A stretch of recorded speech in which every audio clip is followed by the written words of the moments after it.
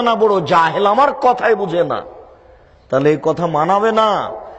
জাহেল কথাটা মানুষের সাথেই মানায়, জেনে মানে না যারা তারাই হচ্ছে জালেম। জানার চেষ্টা করে না যারা, ইচ্ছে করলে জানতে পারবে, তারাই হলো জাহেল। টেবিলকে জাহেল বলা যায় না, এই বোতলটাকে জাহেল বলা যাবে না। মানুষকেই বলা যাবে। কেন?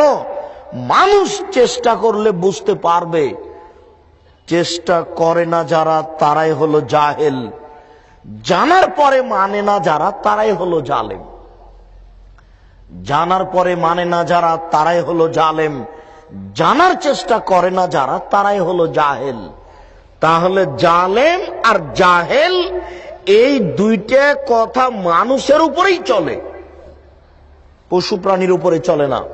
অতএব আপনি মানতে পারবেন, গরু ছাগল মানতে পারবে না যে আজ থেকে বিড়ি, তামাক, জর্দা, সিগারেট, গুল, নেশাদার দ্রব্য ছেড়ে দিলাম।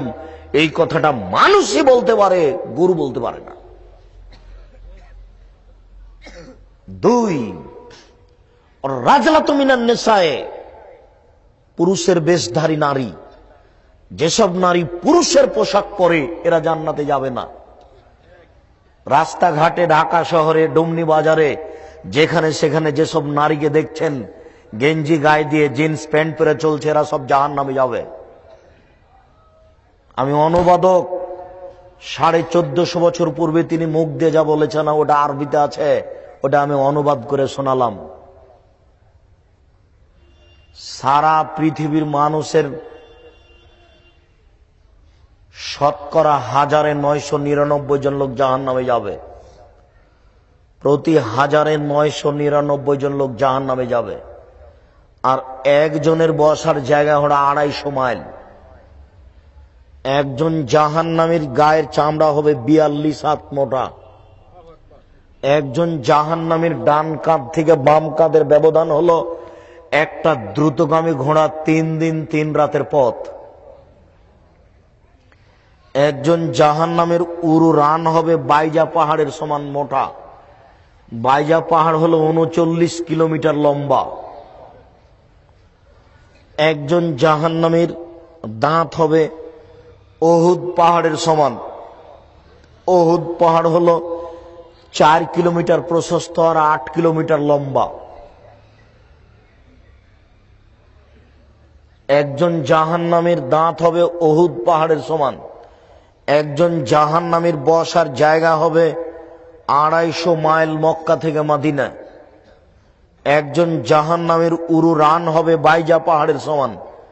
একজন জাহান্নামীর গায়ের চামড়া হবে 42 হাত মোটা। এর পরেও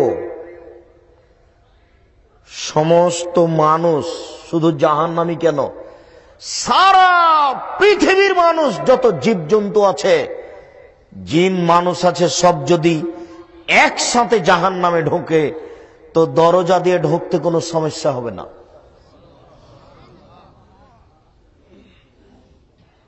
আর জাহান্নাম বলতে শুধু নারী আর নারী, জাহান্নাম বলতে শুধু নারী আর নারী, জাহান্নাম বলতে শুধু নারী আর নারী, কিছু পুরুষ 2-1 জন।